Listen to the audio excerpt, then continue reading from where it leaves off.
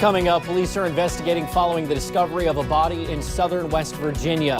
At least one person is injured and damage is being reported after weekend storms in western Kentucky. And one of the last surviving members of the legendary World War II group, the Tuskegee Airmen, has died. Dedicated to eastern and southern Kentucky, this is WYMT Mountain News This Morning.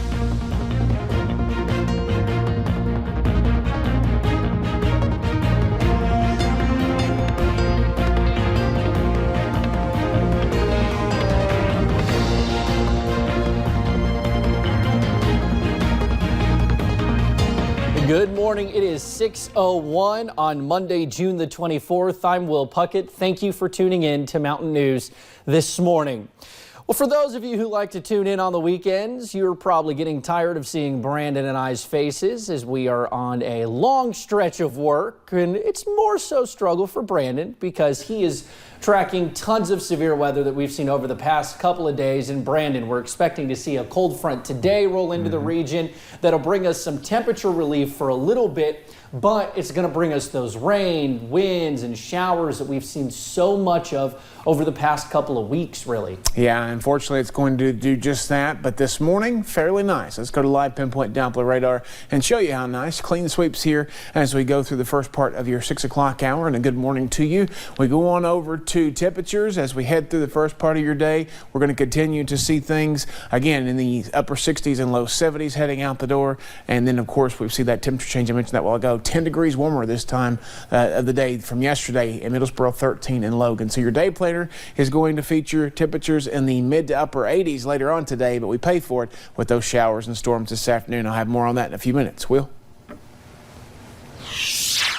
Well, we are following a developing story in Bell County this morning. Police are on the scene of an active shooter situation near the Cary community. WYMT's Hannah Reynolds joins us now with the latest. I'm in the Cary community of Bell County, just outside of Pineville on Highway 66, where both lanes are currently shut down during what police are calling an active shooter situation. As the situation is still in progress, we are waiting to hear details from police about exactly what happened at the scene. What we do know at this point is that police are saying one man has allegedly been shooting in the Cary community for the last several hours. Police have heard what they believe to be gunshots periodically during that time. One neighbor says he has been waiting to get home since shortly after midnight, and as the tension mounts, so does his worry. I live in just a little over a mile from here. I'm concerned about, hope my home's all right when I get there and everything's safe, you know. There are still several police agencies on the scene as the situation is still in progress. In Bell County, Hannah Reynolds, WYMT Mountain News. Now, we do hope to get more information from police soon. Of course, we will update this story as we get new details. Now, we are also following another developing story out of Wayne County, West Virginia this morning. One man's body was found in Pritchard last night. This is a look at that scene. Dispatchers tell us kids were fishing along Pritchard Road when they found the body a little before 7 o'clock. I'm very, very nervous because I've got 10 children and 7 of them are still at home, and it just worries me that, you know, these kind of things are happening within feet of our front door. No further information has been released about the person's identity or how the body ended up there. Well, in weather news, one person was hit by lightning on Murray State University's campus last night. That person was taken to the hospital. Right now, we don't know how they are doing. Several parts of Kentucky are dealing with damage after weekend storms. This is video from McCracken County in far western Kentucky. Several large trees fell near a church in Hendron. Folks were out once the storms passed, cleaning up all the mess. We've got firemen that are working up the street here, and we've got folks working here and volunteers all around. So I think it's a wonderful place to live, a wonderful place to worship, and we're thankful that people come out to help us. We have not heard of any injuries in the area at this time. Well, we are not the only ones dealing with storms and rainfall. Flash flooding turned Des Moines streets into rivers on Saturday. Parts of central Iowa saw several inches of rain. Officials are reminding people everywhere to not drive in standing water. It puts both your life and emergency responders' lives in danger. Well, as our meteorologists track the severe weather, first responders perfected their swift water rescue skills in Floyd County this weekend. WYMT's Marianne Fletcher was there to learn more. When severe weather hits, first responders jump into action. Well, in an active water rescue situation, it is a high-stress environment. A weekend swift water rescue training class, learning multiple skills. And any tool we can add to our toolbox, we add it. From survival swim to boat rescue. As first responders, we need to train to remain calm and use the best common sense to mitigate whatever task is in front of us.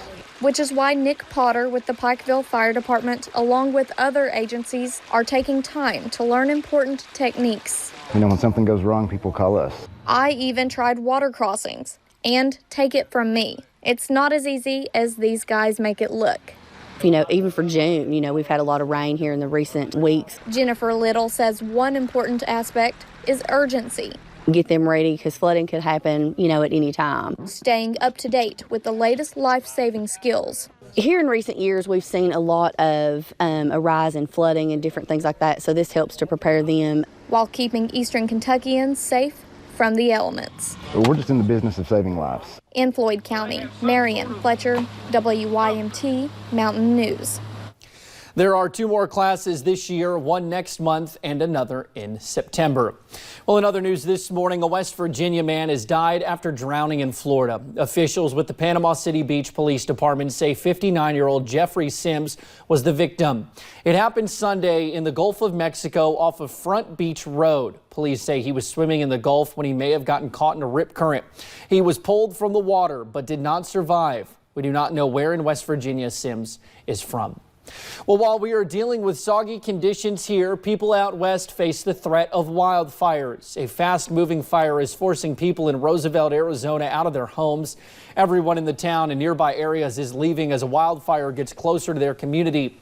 A temporary shelter is set up for people there and their pets. Body camera footage shows a police officer in Hazelwood, Missouri, rescuing a grandmother and 3-year-old from a house fire. An officer arrived, saw the house filled with flames, and could hear cries from the basement window. He rushes to the window and kicks it open, taking the family to safety.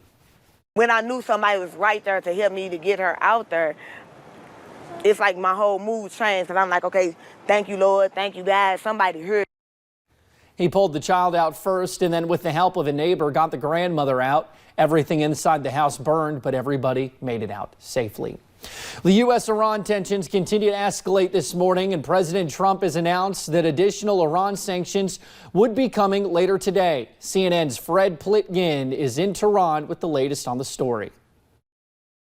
Despite President Trump saying he'd like to go back to the negotiating table with the Iranians and even saying that he would want to make Iran, as he puts it, great again, the Iranians so far show no sign of wanting to go back to negotiations. In fact, the head of Iran's National Security Council came out and in an op-ed laid out why the Iranians aren't doing it.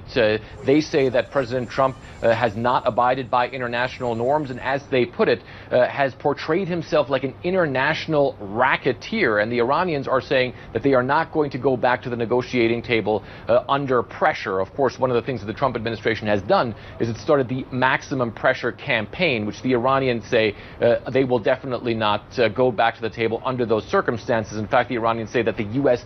needs to go back into the nuclear agreement if the Iranians would even consider sitting down once again with the Trump administration or any American administration. At the same time, the Iranians continue to make their case that the drone that they shot down was indeed in their airspace and not in international airspace. The foreign minister, Javad Zarif, even coming out and tweeting out several pictures allegedly showing the drone's flight path, showing when the Iranians allegedly warned it off, and then also when and where it was shot down. Of course, the U.S. has a very different take on that.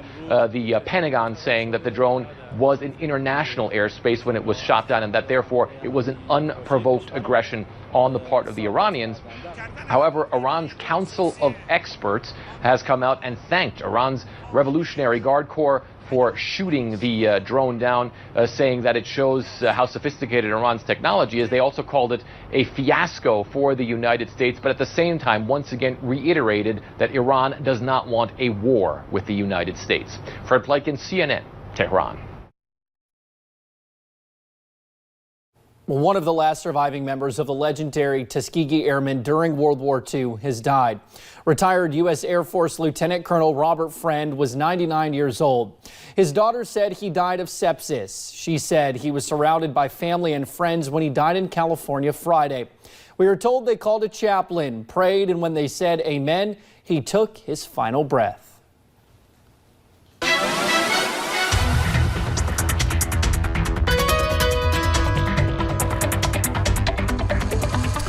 Forecast this morning again, pretty quiet for now. A little bit of fog this morning. Let's take a look across the region. Whitesburg pretty fogged over, so again, just be careful in some locations as you head out the door. Live pinpoint Doppler radar, thankfully clear for now, but that will not be the case for the rest of the day.